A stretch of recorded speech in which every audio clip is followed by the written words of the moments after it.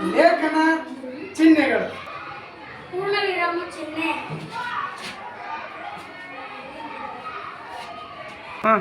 ಅರ್ಧ ವಿರಾಮ ಚಿಹ್ನೆ,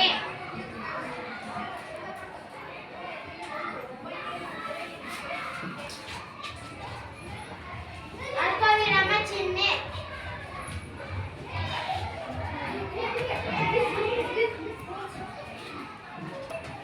ಪ್ರಶ್ನಾರ್ಥಕ ಚಿಹ್ನೆ, ಭಾವಸೂಚಕ ಚಿಹ್ನೆ,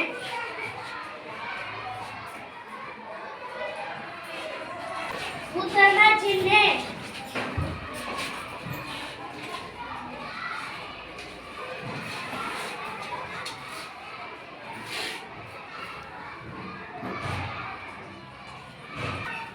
ಆವರಣ ಚಿಹ್ನೆ,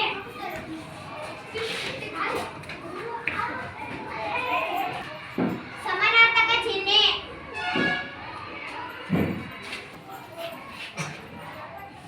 ವಿವರಣ ಚಿಹ್ನೆ,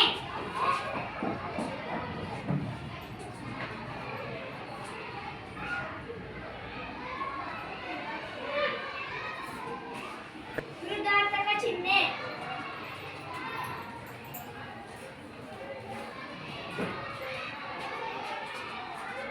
ಲೇಖನ ಚಿಹ್ನೆಗಳು. ಕೆಪಿಎಸ್ ಸರ್ಕಾರಿ ಮಾದರಿ ಹಿರಿಯ ಪ್ರಾಥಮಿಕ ಬಾಲಕರ ಶಾಲೆ ಹಿರೇಡಗಲಿ, ಹೂವಿನ ಹಡಗಲಿ, ವಿಜಯನಗರ. ಪೂರ್ಣ ವಿರಾಮ ಪೂರ್ಣ ವಾಕ್ಯದ ಕೊನೆಯಲ್ಲಿ ಬಳಸುವುದು. ಅರ್ಧ ವಿರಾಮ ಚಿಹ್ನೆ ವಾಕ್ಯದ ಮುಂದುವರಿಕೆಯಲ್ಲಿ ಬಳಸುವುದು. ಅಲ್ಪ ವಿರಾಮ ಚಿಹ್ನೆ ವಾಕ್ಯಾಂಶಗಳಲ್ಲಿ ಮುಂದುವರಿಕೆಯಲ್ಲಿ ಬಳಸುವ ಪದವೇ ಅಲ್ಪ ವಿರಾಮ. ಪ್ರಶ್ನಾರ್ಥಕ ಚಿಹ್ನೆ ಪ್ರಶ್ನೆಯನ್ನು ಸೂಚಿಸಲು ಬಳಸುವುದು. ಭಾವಸೂಚಕ ಚಿಹ್ನೆ ಅಚ್ಚರಿ, ಖೇದ, ಸಂತೋಷ, ವಿಷಾದ ಇತ್ಯಾದಿ ಭಾವಗಳನ್ನು ಸೂಚಿಸಲು ಬಳಸುವುದು.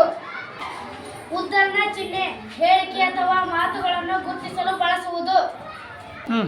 ಆವರಣ ಚಿಹ್ನೆ ಪರ್ಯಾಯ ಅಥವಾ ಹೆಚ್ಚಿನ ವಿವರವನ್ನು ತಿಳಿಸುವಾಗ ಬಳಸುವುದು. ವಿವರಣ ಚಿಹ್ನೆ ಒಂದು ಅಭಿಪ್ರಾಯದ ವಿವರಣೆ ಮುಂದಿನಂತೆ ಇದೆ ಎಂದು ತೋರಿಸುವಾಗ ಬಳಸುವುದು. ಸಮಾನಾರ್ಥಕ ಚಿಹ್ನೆ ಒಂದು ಪದದ ಅರ್ಥವನ್ನು ತಿಳಿಸುವುದು ಬಳಸುವುದು.